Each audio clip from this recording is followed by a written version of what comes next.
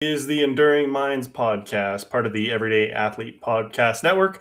I am your co-host along with my partner in crime, Jason Bahamundi. Jason, how are you doing today, sir? I'm doing good, Evan. You didn't introduce yourself. That's Evan Birch, by the way. I also didn't say please rate, subscribe, review, drop comments, YouTube, Spotify, all the places. That's how we get out to more people and more stories can be told. So I usually forget that one. Jason always reminds me, so I appreciate it. It's amazing, right? Like we say it so often that we just assume people know it and remember it and they'll just do it. And it's like, no, you got to keep telling people. And I will say this, because we have been telling people go to Spotify and YouTube to make comments just about every day. I wake up and when I open those two platforms, there are comments on past shows. So please do us a favor and comment on YouTube or Spotify if you're using them. Yes, it helps us with the algorithm, but honestly, like I love seeing people's thoughts on the shows that we're doing. And that gets me excited because then we can have further conversation about what a comment may have been. And that just continues like the domino effect of everything that we're doing here. Yeah, absolutely. Those comments go such a long way, especially to, again, keep the conversation going afterwards. And it gives us ideas and topics for you to speak out on your other shows, for us to just have conversations before and after, just to understand what people are thinking, because everybody who listens to this is going to take something else different away from it. So I think that's important for sure. So we have a guest on today. His name is Cody Bradley. So I met Cody virtually through my discussions on mental health, connections through Bigger Than the Trail, the organization that I was supporting the last number of years that provides mental health supports to those who need it the most. So Cody's story is a very interesting one. I thought he would be an amazing guest for us because he is raw, open, honest, talking about everything from grief, loss, remembrance, his faith. There's a lot of things that I think Cody can instruct us on, as well as just bring it in a very raw, real way. So I don't want to give too much away because I think Cody is probably the best person to tell his own story here. So let's bring Cody on and get this thing started.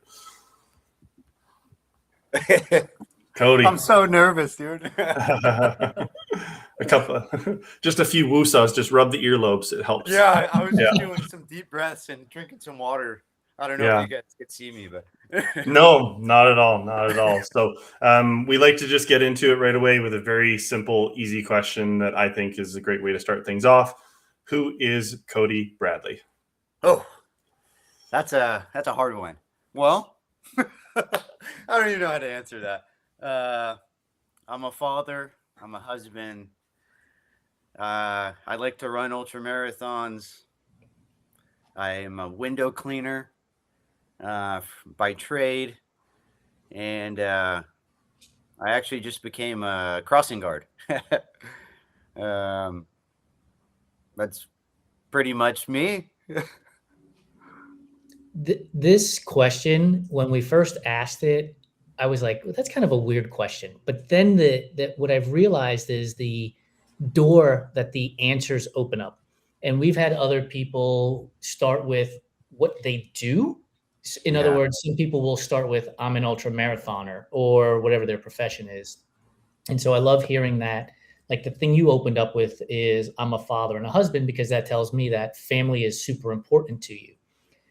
But before we get into that part of it, I want to understand the window cleaner part, because are you like on a scaffolding going up and down skyscrapers? No, so mainly residential. Okay. And then some commercial, but from the ground.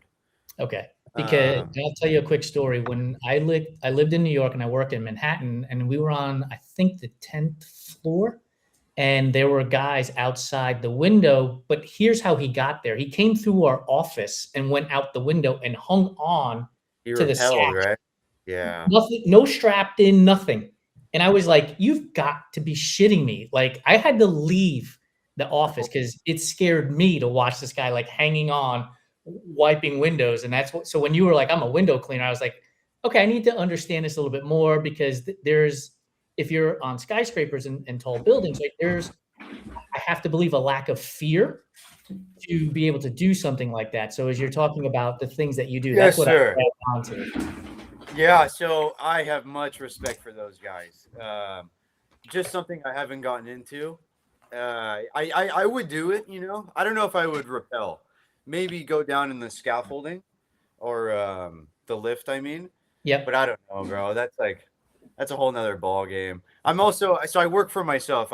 My own business. Um, so as far as like insurances and all that, super expensive. So I I'm think okay. so it's interesting that you left entrepreneur off of that list, because there is also, from an entrepreneur's perspective, the willingness to take a risk and bet on yourself, which gives me insight into your mentality as well, because people glamorize the idea of being an entrepreneur until they're actually in it. And they're like, wait a minute, I have to send out invoices. I have to pay bills. I have to chase down money. It's so hard. It's so fucking hard. It's It's so really, really hard. It's so hard, bro. How do you balance all of these things? Father, husband, ultra runner, window cleaner, crossing guard, entrepreneur is in there. Shit, man, you can add on mental illness in that too. To be honest, dude, I struggle all the time. Because you're out in the mental illness, right? And then just the everyday being a father, being a husband, all of these things are a lot. I I'm still learning how to manage it, to be honest. I take it day by day. That's what I've learned. Number one, I take it day by day, and no, I try not to like react on my emotion. That's my biggest thing. And a lot of positive self talk, because I have more bad days than good days. Uh, and I don't want to say like the whole day's bad, you know. It's just like I got a lot of stuff going on upstairs with all that. Um, yeah, I don't want to like say that I know how to do things, because I really like I don't want to tell people how I run. That's what I do. I run. Um, I surf. I started skateboarding with my daughter about 6 months ago. That's something I grew up doing, and I think what I found that helps me manage it and continually manage it would be finding the things I'm able to express and get it out with. And running is number one, um, because I've never had a bad run. I've had hard runs. I've never had a bad run. There's something about moving your body and like expressing it in your mind. I don't even know if this makes sense, you guys. Um, I'm doing my best. uh, but yeah, so expressing like moving my body, movement and thinking for me is key. I for some reason it's a type of meditation. My brain moves a million miles an hour all the time, 24/7 now. With all the things we just talked about, you know. So being able to keep now, see, I'm starting to lose track, you guys. I'm sorry. You're good. No, you're Yeah. good. So just being able to move my body and my mind at the same time by myself. I can't like I have a hard time using my words. It's hard for me to express it out loud, but in my mind, everything when I run makes sense. Yeah. Everything just clears, all the drama, all the nonsense, things that didn't make sense before, like 10 minutes ago, make sense for some reason, and I'm able to find a solution to whatever it is. And then skateboarding, and stuff like that, surfing is a little different. I use it to express myself, but only to a certain extent, because surfing, there's localism, there's people around. Skateboarding, same deal. So being by myself in a vulnerable state is really what keeps me going. I think the cool thing here that you're expressing, Cody, is there are moments where you need to be by yourself to process, and then there are moments where you need to be surrounded by community, the skateboarding and the surfing and the family and all of that stuff. And I think that's a great concept for people to understand, that there's more than one way to get to peace in life. And sometimes it is being with community, and then there's sometimes it's being on your own, and you don't need to apologize for either one of them. Whichever one is going to hit home for you in that moment, that's the thing you need to do to take care of yourself. I go back to the oxygen mask on the plane. Put the oxygen mask on first so that you can take care of others. So Yeah. whether it's running or whether it's being in community, like that's your oxygen mask so that you can then do the other things and take care of the other things and help the other people in your life from that perspective too. Well, thank you for you hit it right on the nail, because you explained it perfectly. Yeah, but I think the honest nature that you come across with, Cody, and I think that's what drew me to wanting you on the podcast, is there's no filter. Like, you are who you are, and I think that's the beautiful part about it. And you talk about movement. Movement is the word that I heard in that through everything, because that's what I used as I worked through my own mental health with the PTSD, the depression, the anxiety that I'm, it's always going to be there. I know it's going to be there, but the movement. And I don't know if you've heard it described to you in this way, but I started to realize for myself, like probably about a year into the therapy, because I did what's called accelerated resolution therapy, which is similar to EMDR, if you know what EMDR is. So it's like eye hand movement. And you have to follow the hand, and it basically, what it does is it allows your brain to connect the left and right sides of your brain. I've heard of this. Yeah, so it's a therapy modality that is used a lot now for people who have like post-traumatic stress, those types of things. And I eventually, it was probably about a year after getting into the therapy, that I had this aha moment. And I'm like, that's why I love trail running so much, because I was literally processing the same way that I was doing in therapy, but on the trail, but I didn't have to think about the things. And it allowed my left and my right brain, because you're scanning the ground the entire time when you're on the trail. Yeah. So you don't realize, like, the connection between the left and the right brain is happening without you even realizing it. And that feeling of, that down regulation, that like calmness that comes over you when you're doing it.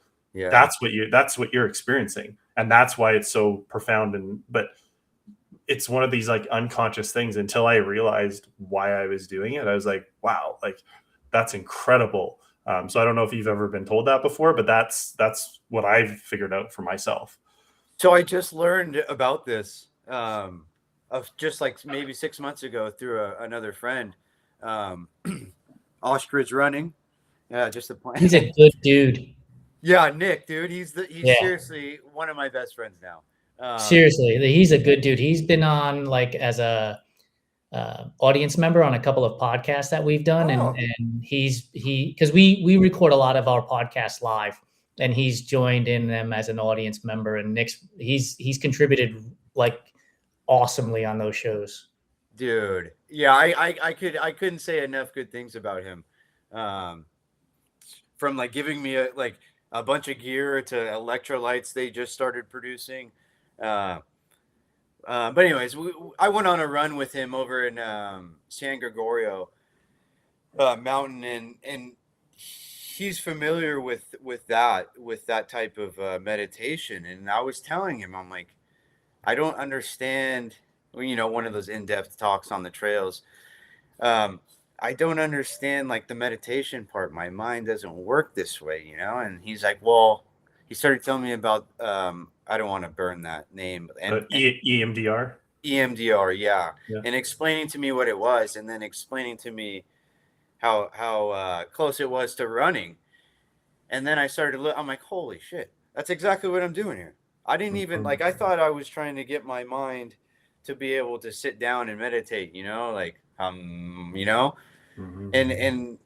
that doesn't work that way for me, I've learned. And like all these years, I thought I could reach a point to that mentally. And I just, it's not going to happen. I have to do it out on the trail moving. Yeah, that's the thing. Everybody's meditation or anything is different. It can be movement, it can be sitting, it can be whatever you want it to be. But the key is like whatever works for you and what allows you to feel your best. Exactly. And I think that's the key here. I want to touch on your Instagram handle name because I think it's important. Running with a purpose and obviously your faith. So how do those things tie together for you when it comes to running? Well, so I mean, when we first got together through Bigger Than Trails, Evan and I, around that time, my brother passed away, and I needed an outlet. I ran, but I didn't ultra run. I didn't know distance. I didn't know what running could potentially do for me. It saved my life. I knew I needed to express it without, drugs and alcohol. My kids, they're in the other room,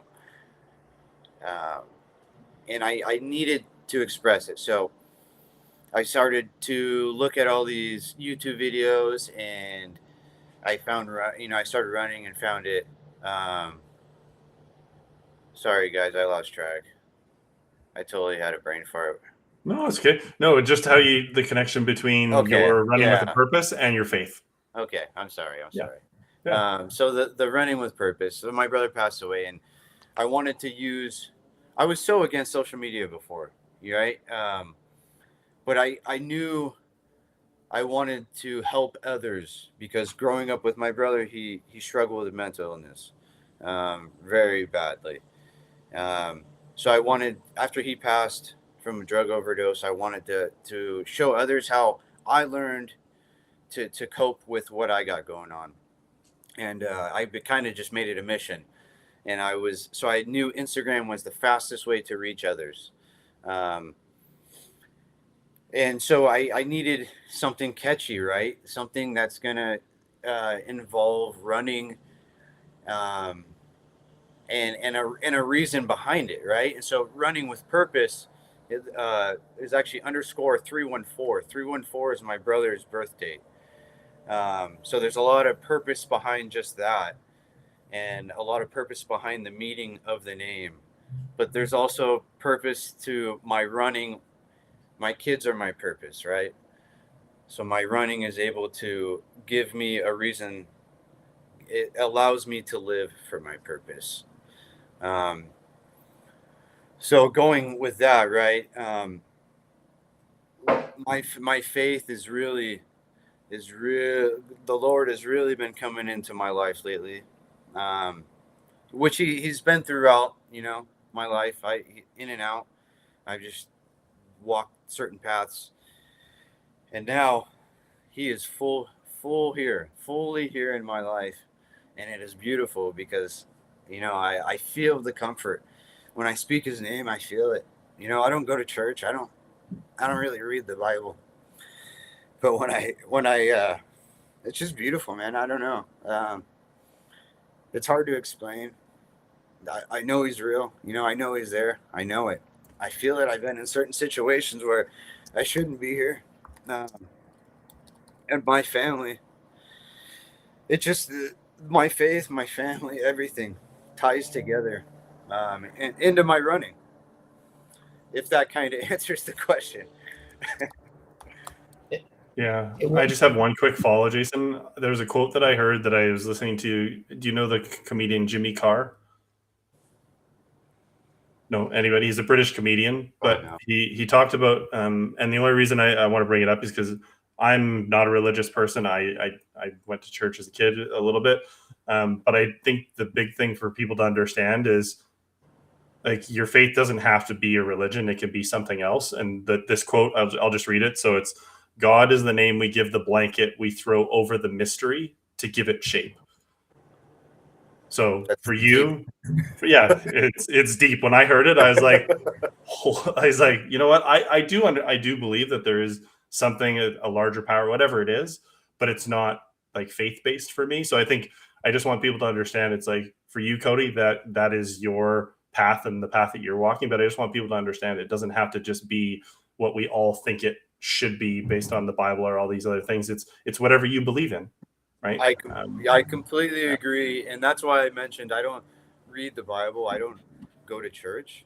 I'm not against it or whatever. I suggest it, to my kids and all that. But I agree with what you're saying because it's just something I feel.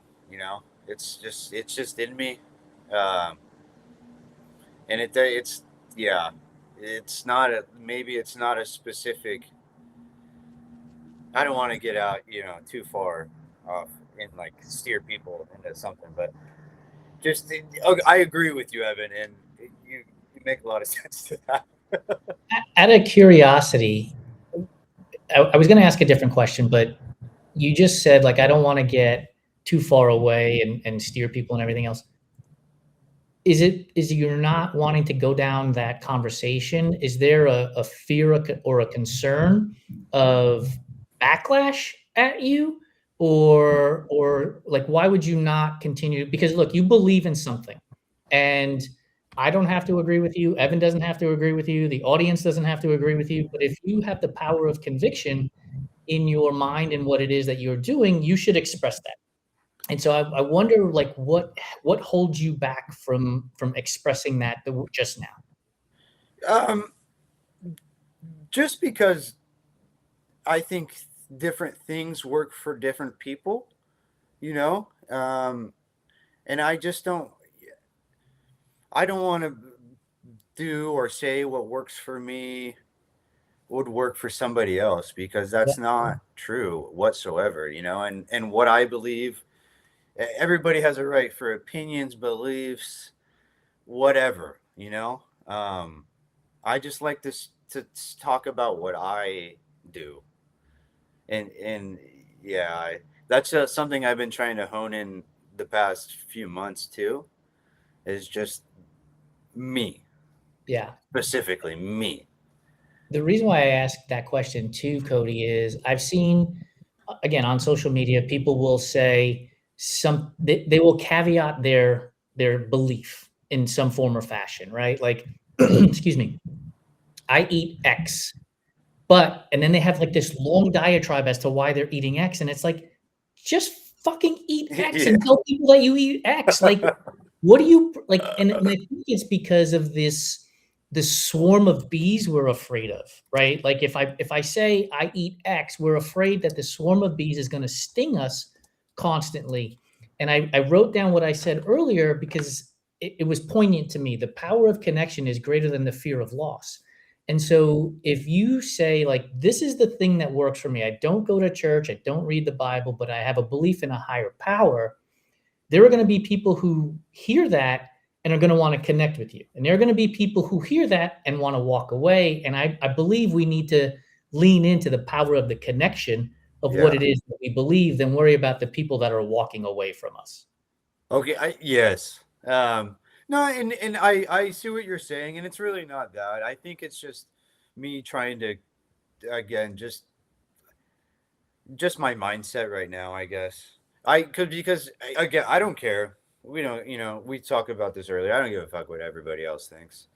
Um, it's really just what I think, and I just didn't want to say. I don't want to lead somebody down a wrong direction. More so, I want to. I want to express what works, and then like if they want to like reach out or kind of play with the idea, that's beautiful. Uh, Exactly. yeah, but I like you said, like I eat X amount and then have this. I don't want to be that guy. I want to show what works for me, uh, because I've tried so many different things and a lot of shit doesn't work, bro. you know. As a recovering over explainer, Yeah. I can 100% empathize with you, and I hear what you're saying, Cody.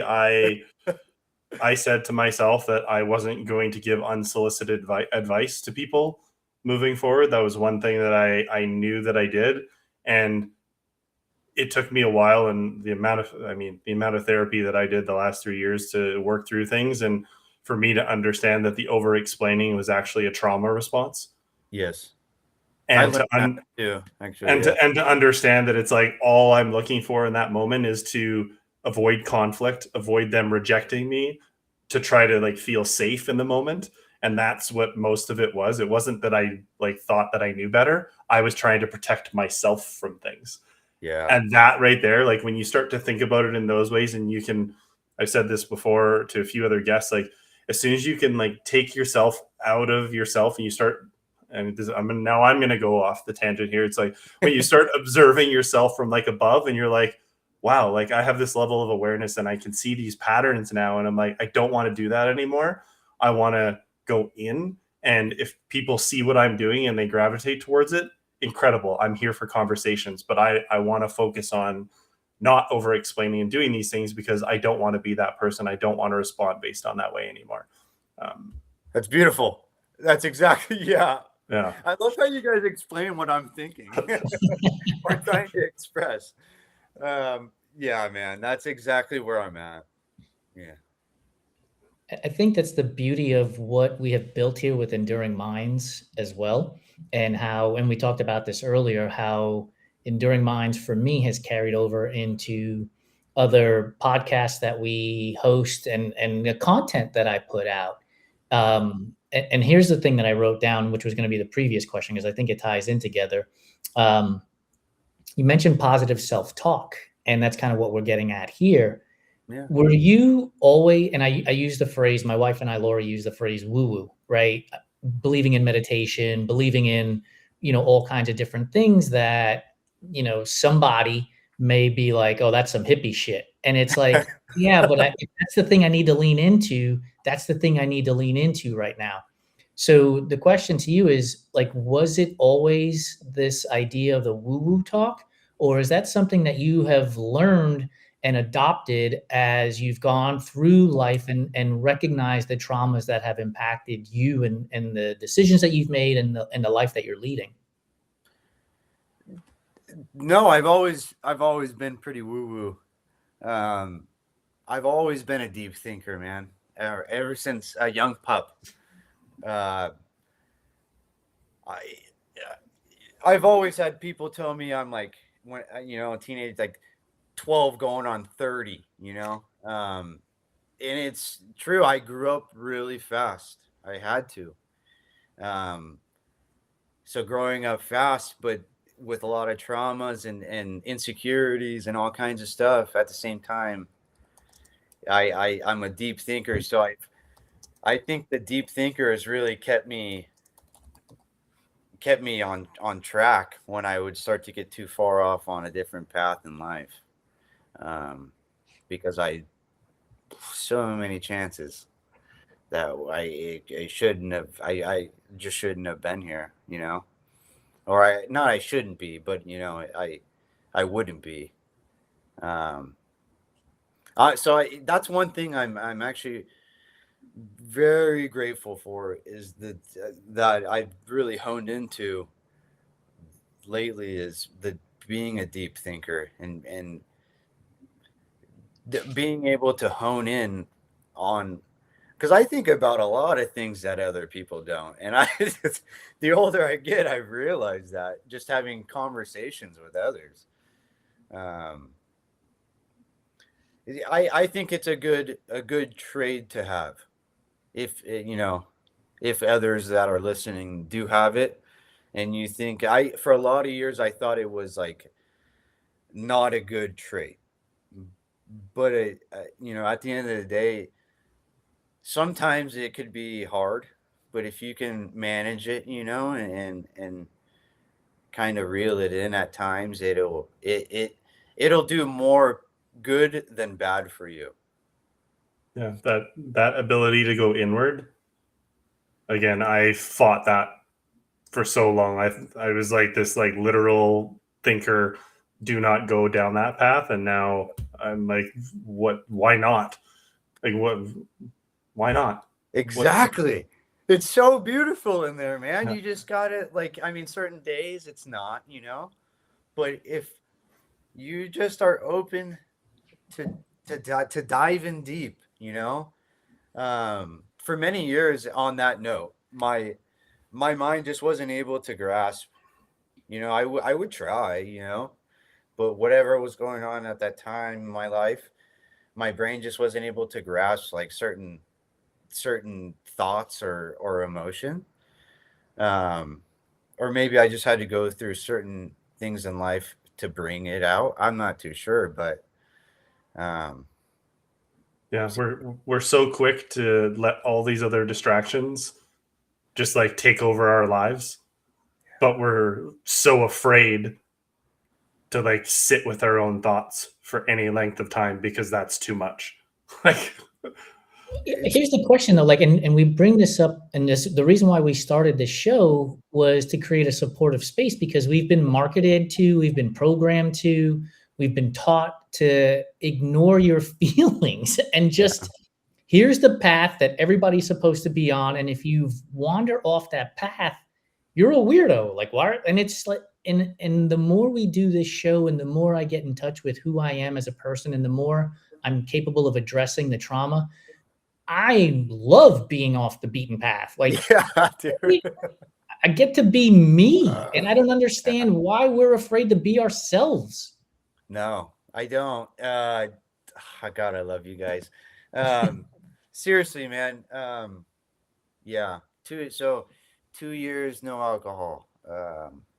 Just a couple days ago.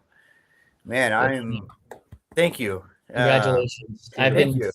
I've been on a 15-year sobriety journey so far. Congratulations, man. It's never ending, and I really didn't even think much about it until my wife started, because she congratulates me. But anyways, I'm getting off track. Dang it, what were we talking about? Being yourself. Being myself. So, oh my gosh. Sorry, guys. You're all good. We were talking about how we've been sort of programmed and taught that everything should be done one particular way, and how it's much more rewarding and beautiful when you're on your own path and you get to be who you are. Because what happens is, go back to the power of community. People will come and hang out with you. It's like you're not out there wandering on your own. Like, people will connect with you, and maybe they don't connect with you on 10 out of 10 points, and they connect with you in 7 out of 10 points. And that's okay, right? Like, the other 3 points, we get to now have deep discussions about and get to know more about each other instead of yelling at each other and telling you you're fucking wrong, you asshole. So I'm getting back on track. So as a man, right? We're taught emotions from at least for me, by the age, like my daughter just turned 8. At 8 years old, I was taught never to let anybody call you a bitch, a punk or a lame, you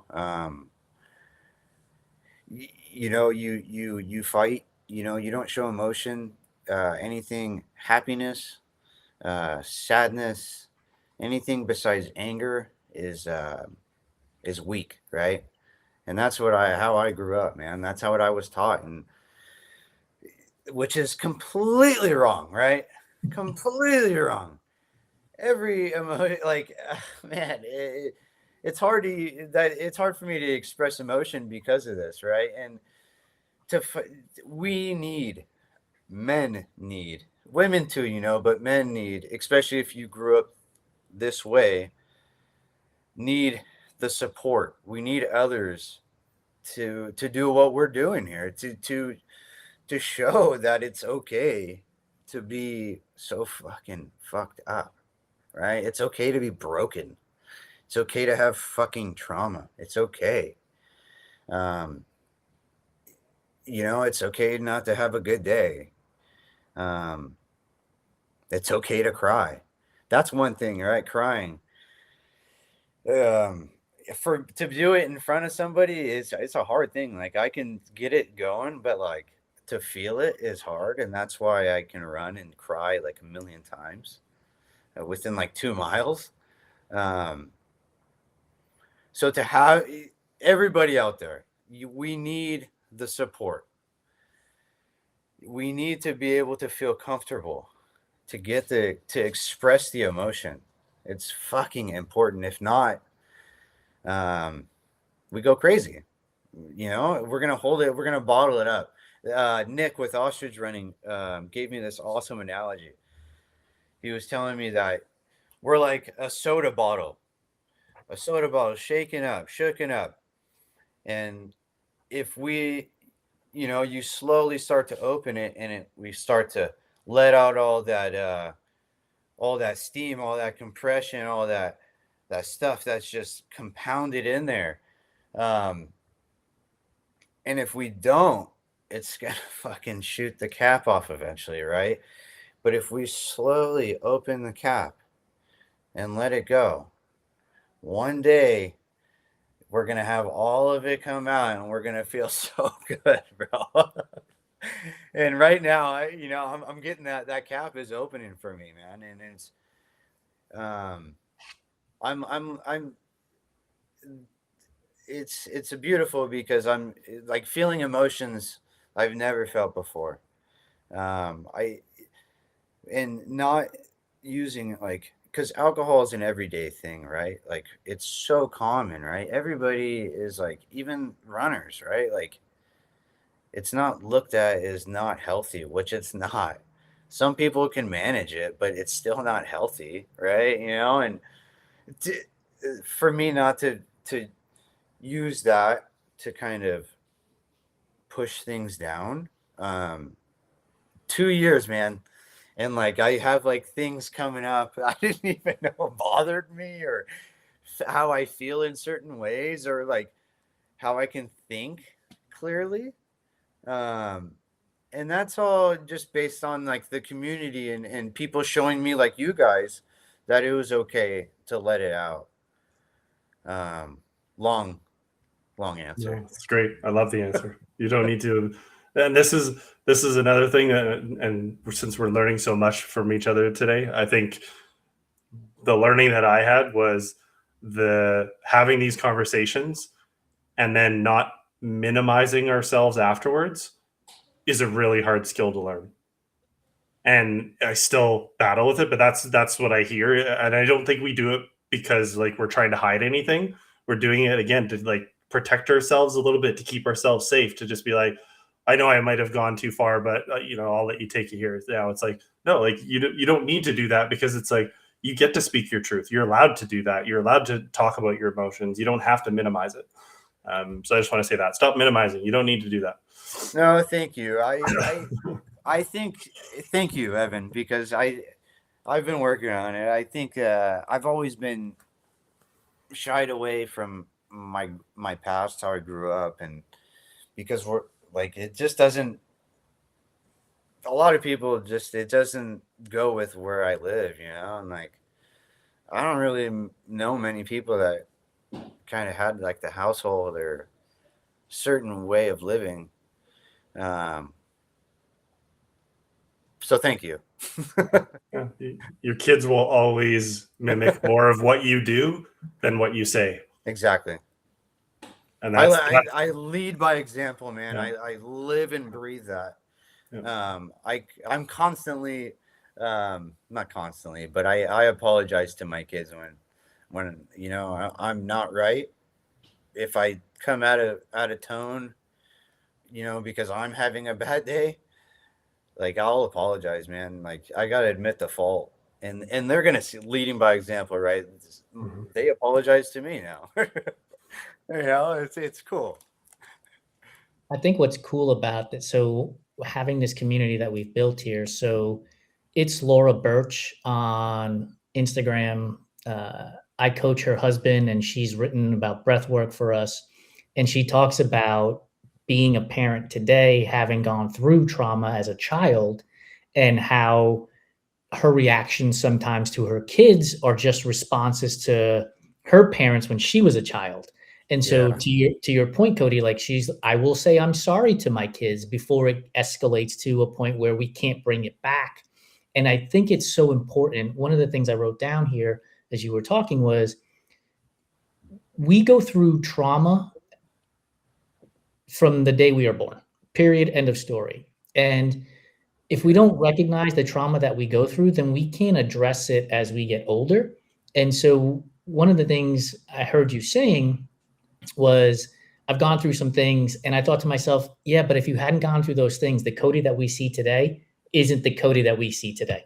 Yeah. You would see somebody different. Like the traumas shape you, and how you react to those traumas is how you're going to then, in your case, I'm not a parent, you and Evan are, how you parent, right, your kids. For me, it's how I also treat my spouse, how I treat our community members and my family members.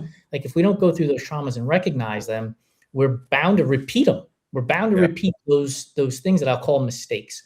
And so I think it's super cool that you recognize them, even in the moment, to be able to look at your kids and say, I'm sorry for how I'm acting in the moment. And I think that is the key word there is in the moment, or phrase is in the moment, because they hear that and they know this isn't dad 24/7. It's in the moment. Yeah. It's another head on the nail, man. Everything plays in. I just try to be as real as possible. That's because at the end of the day, the kids are gonna see it. They know. I could tell them one thing, right, and then do another. They're gonna see me do it. Now I'm contradicting myself, and now they're not even gonna hold their respect to me. Like they're gonna. It's just it. It's like a content, like lying. It just leads to another lie, and then it's. I don't believe in parenting. It's like leading parenting with a lie, and because of all my traumas, I know what parent I want to be. I know what person I want, a human, like I led my life with with anger, bro. Like I had some still, like I don't know why. I just have anger, and for no fucking reason. But to be able to, it's been over time since my brother passed and really been doing some work. But with the Lord in my life and like this anger starting to kind of deplenish, if that's the right word. And so it's able to go into my parenting and like being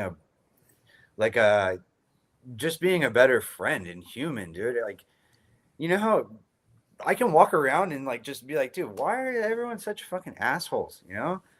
Like nobody's kind anymore. Like I've really honed in on the human I want to be, based on all the traumas and upbringing, man. Yeah, I'm going to Kevin, I just want to point something out real quick. So you just made me realize something, Cody. Like growing up and watching sports, and to this day, I still love watching baseball. I would say, oh my God, that guy fucking sucks. How could you make that mistake?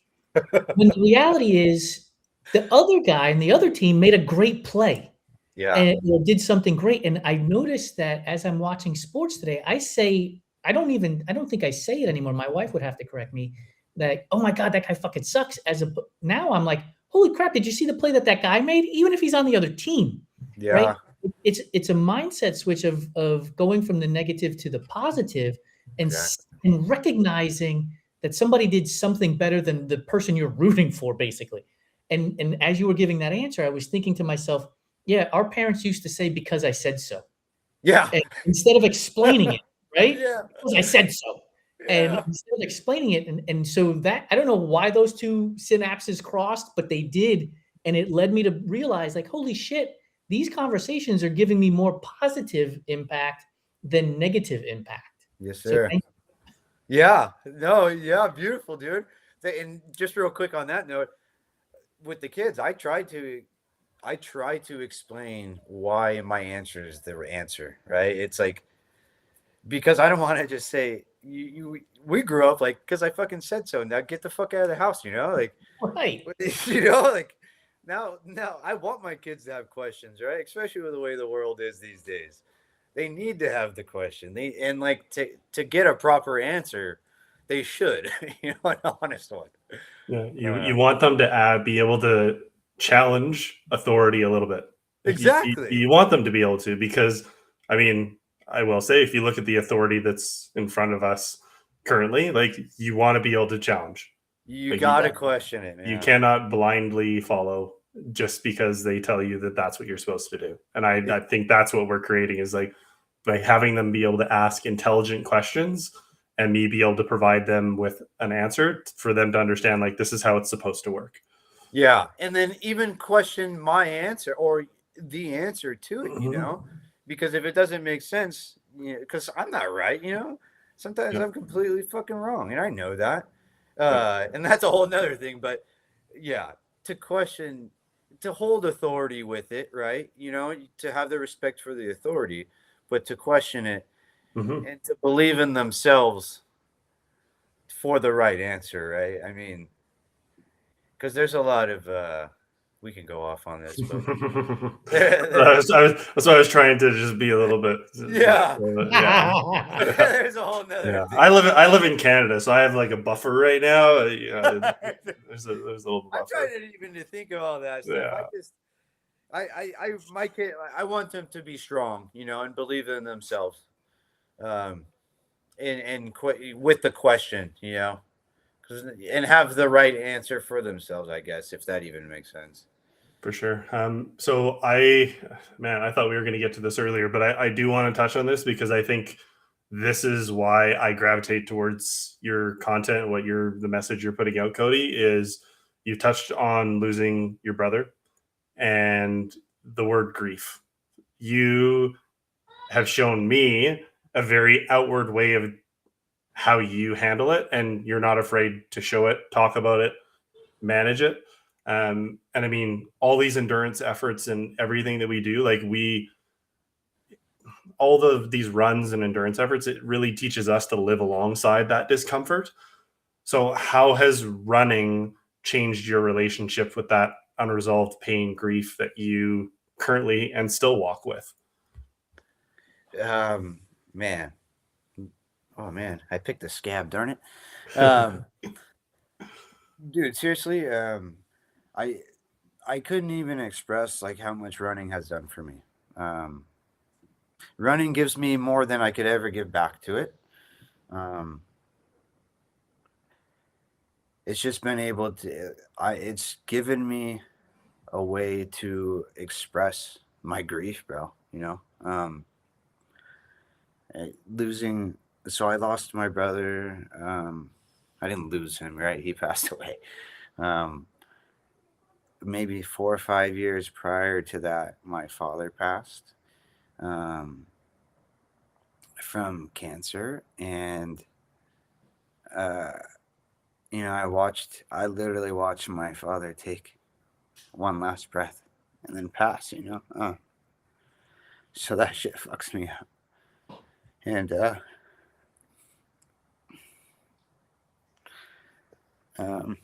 after, excuse me. Yeah, take all the time you need, Cody. Take all the time No, you need. no, no. After my father passed, I thought I had it together, and I didn't. I really didn't. 4 months in, I unraveled, bro. I drank.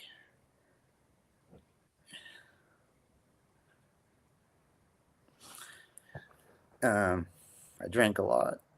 I did a lot of cocaine, man. Um, and I had the greatest things in my life happening. I got married. Um, my daughter was born. Yeah, but the worst things in my life happened, and I tried to take my life. And what stopped me was sorry, I'm trying to keep it down because my kids. Yeah. What stopped me was I was in the middle of doing it, and the thought of my daughter. My son wasn't born yet. My daughter, the thought of my daughter growing up without a father, and the same pain that I was trying to release. That shit's fucked up, bro. And I just pulled that shit off my neck, bro, and just made a pact to myself that I no matter what fucking pain I was feeling, I would never pass that shit down to my kids, to my daughter. My daughter is my angel, man. Because if I didn't have my daughter, bro, I wouldn't be here. Easy as that. And you know, so I knew after I fucked up for some time after that, and but I made a pact that I wouldn't do it. And so when my brother passed away, you know, that's the reason my brother passed away, is like my dad, you know.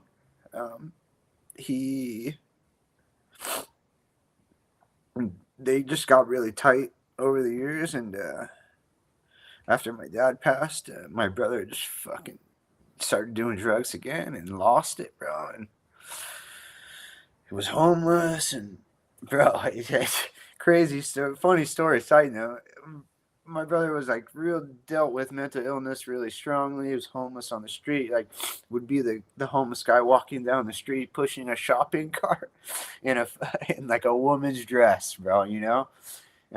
Just like talking to himself, like, so just to give like an example of it. And anyways, so he was just, I knew it was gonna come. I knew it was coming, bro. And he came down here to visit, and on the way back to Texas, he was taking a bus to train transfer, and fucking overdosed.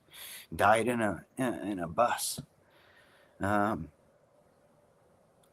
So with all that being said, right, I knew when my brother passed that I had to do something different. I knew I couldn't drink alcohol.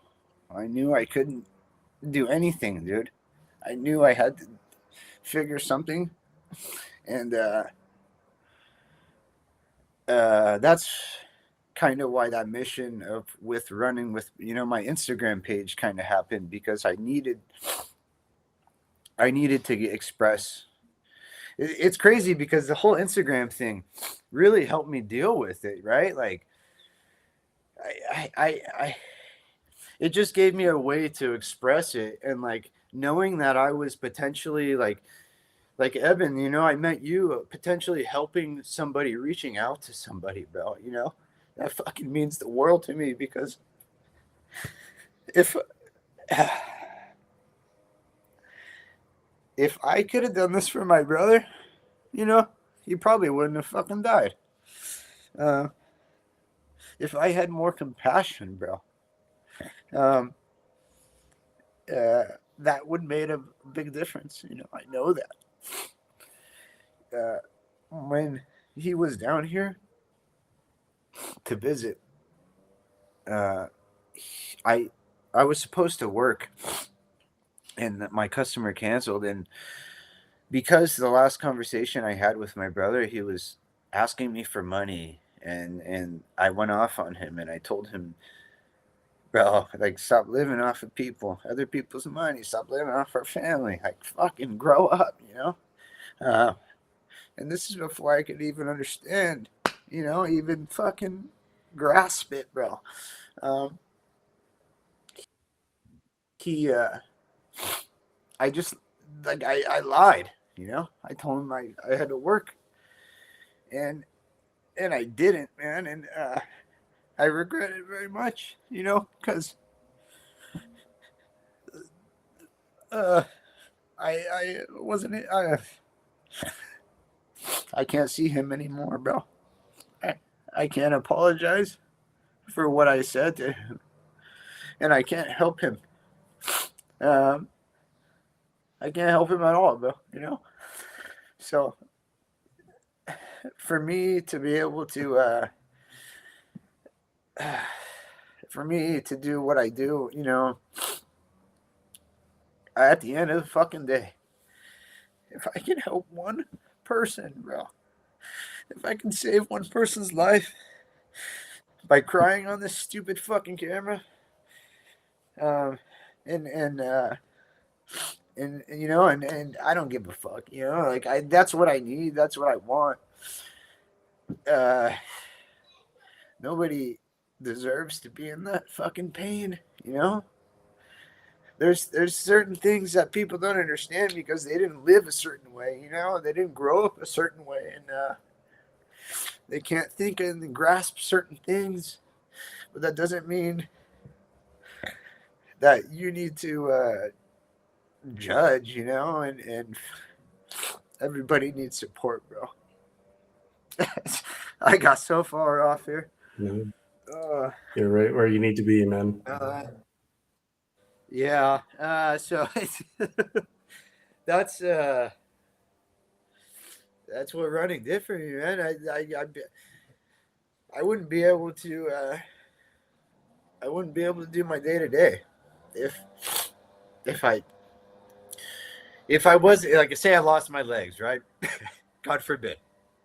I would have to figure out how to mentally keep exercising like that type of meditation, that type of movement. I would probably just like get on one of those bikes or something with my hands, right? But that type of meditation is what running is for me, and that's what it does, dude.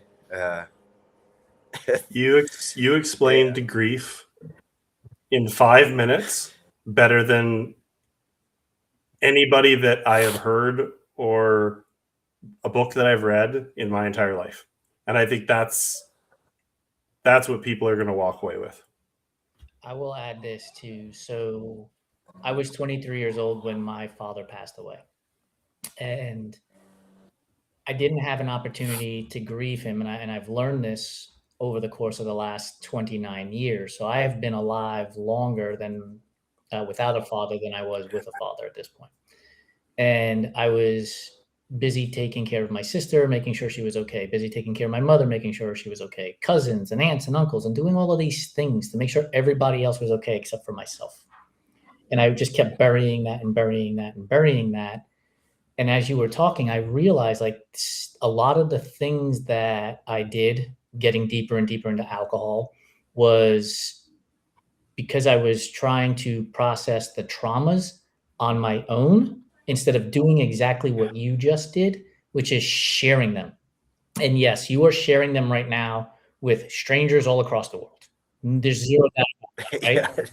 But the reality is you're sharing it with Evan and I, who are right in front of you. And you said you hope to help one person. Well, you've just helped me start to process those feelings from 29 years ago, and like, oh shit, this is why this happened, and oh shit, this is why that happened, and oh shit, this is why the other thing happened. And that allows me to then take your lead in this scenario and now help somebody else. And I think that there is a sheer beauty in that ability to help each other through these processes, even if we believe we've already taken care of or dealt with the traumas in a certain way, right? Like you called it picking open a scab, and sometimes it hurts, but sometimes it's necessary to revisit that so that you can then keep moving forward to take on the next thing.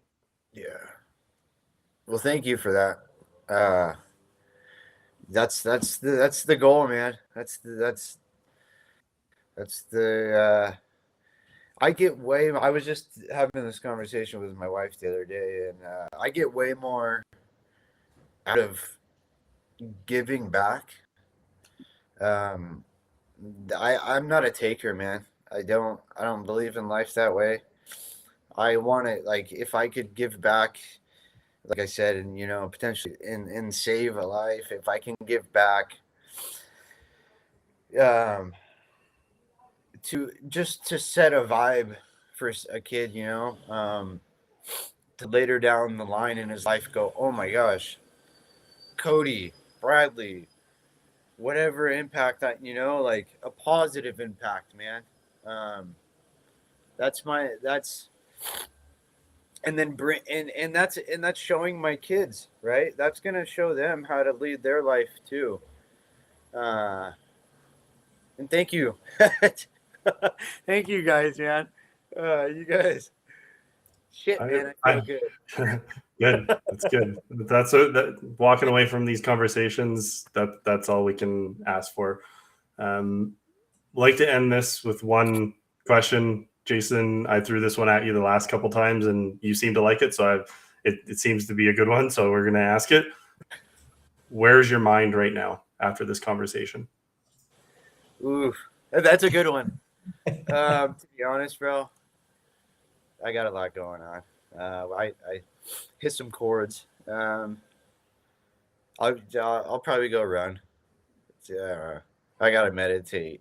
Yeah, actually, I take that back. I don't have time. I'm gonna go. I gotta go hit the skate park with my daughter. But it's like to answer it is I'm in a good headspace. It's just the emotion, I guess, is there. But now that I talk about hitting the skate park with my daughter and everything, I get some chills in me. I feel great, man. Yeah. Real quick, I want to thank you guys, okay? Because this is so random, bro, you know, and it's so cool and scary for me. And I hope, just thank you very much for allowing me to come on here.